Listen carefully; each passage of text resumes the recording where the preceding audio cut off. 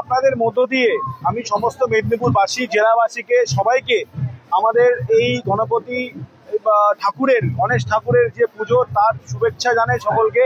আর যথার্থই বলা হলো যে এই গণেশ ঠাকুরের পুজোর মধ্য দিয়ে আমাদের সারা রাজ্যে যে মা দুর্গার আবাহন যেটা হয় পুজো, সেটা শুরু হয়।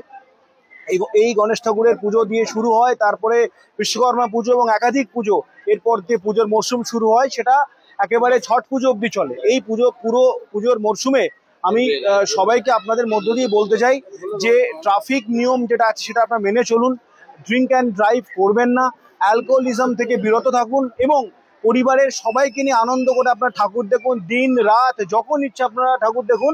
পুলিশ প্রশাসন এবং যে এমার্জেন্সি সার্ভিস যেগুলো থাকে সেগুলো সর্বদা আপনাদের জন্য রেডি থাকবে। এবং আমাদের আপনারা জানেন যে মাননীয় মুখ্যমন্ত্রী বারবার বলেন যে উৎসব আমাদের সবার, ধর্ম নিজের, ধর্ম যার যার, উৎসব সবার।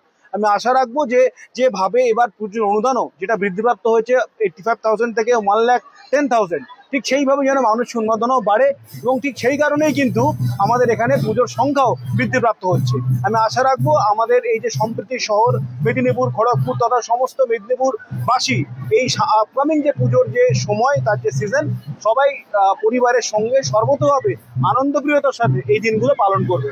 ধন্যবাদ।